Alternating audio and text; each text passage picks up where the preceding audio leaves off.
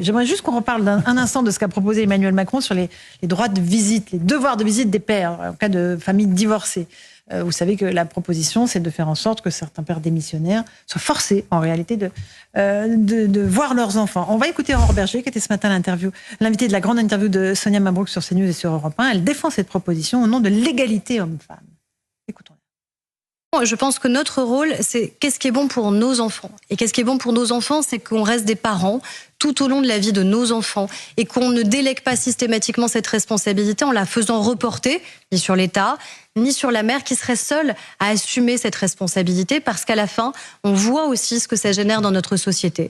Donc je pense que c'est pas un débat réac, je pense que c'est un débat utile, que c'est un débat nécessaire et que oui, c'est un débat courageux à avoir, au bénéfice de nos enfants, au bénéfice des familles et au bénéfice de l'égalité entre femmes et les hommes. Alors, débat réac ou pas débat réac? Non, mais c'est juste, c'est le débat pour le débat. C'est Emmanuel Macron. J'ai plus de projet, j'ai plus le moyen de faire passer un projet de loi, alors je fais un grand débat. Non, mais parce que c'est un vrai sujet, l'absence des pères. Oui, c'est un vrai sujet, mais je vous fiche mon billet que il y aura rien, il y aura pas de loi à la fin parce qu'on peut pas, on ne les oblige pas, hélas, déjà à payer leur pension alimentaire.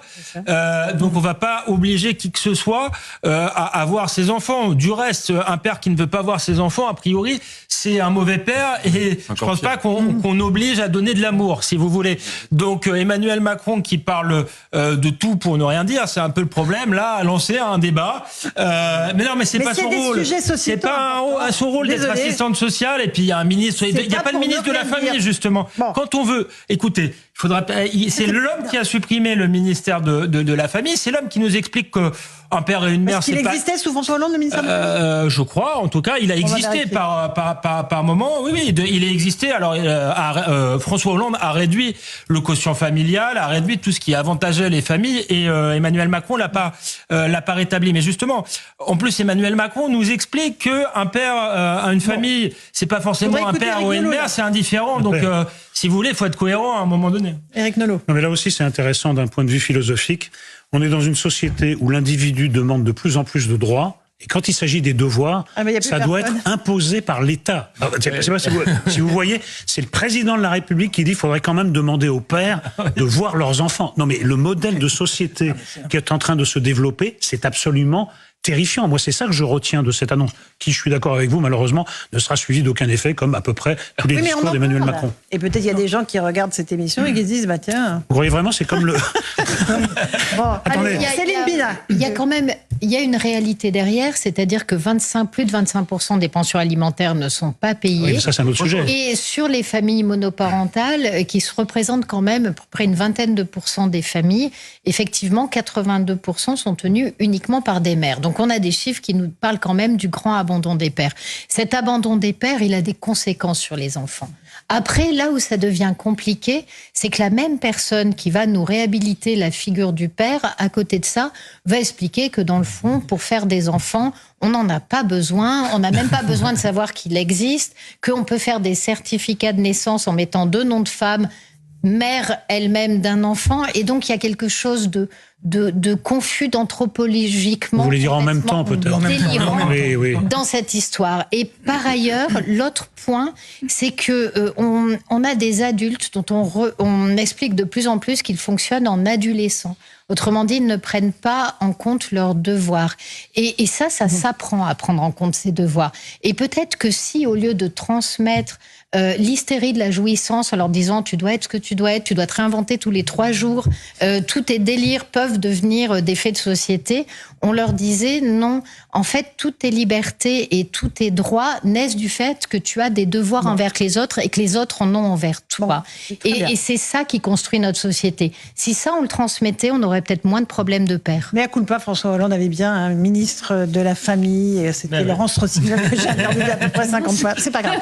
Voilà, c'est fait. Je voulais juste dire, contraindre les pères à visiter leurs enfants qu'ils n'aiment pas, pour reprendre la formule d'Alexandre Devecchio, c'est peut-être très contre-productif. En revanche, il y a une autre idée qui a été explorée par le gouvernement, c'est, vous savez, responsabiliser les parents lorsque les enfants sont délinquants, les mineurs délinquants, et d'aller chercher aussi le père plutôt que de faire reposer seulement sur la mère d'éventuelles sanctions, même si le père est démissionnaire. Ça, je pense que c'est... S'il est connu, si on sait où on peut le trouver, ça fait beaucoup de si. Marc Toiti, vous vouliez réagir là? Je sais pas grand-chose à dire sur ça, mais on est encore une fois dans la faillite du en même temps, quoi, tout simplement. C'est-à-dire que là, c'est m'a surpris, hein, c'est cette démarche effectivement d'une personne qui est au contraire très libre de ce point de vue-là. Là, non, il faut.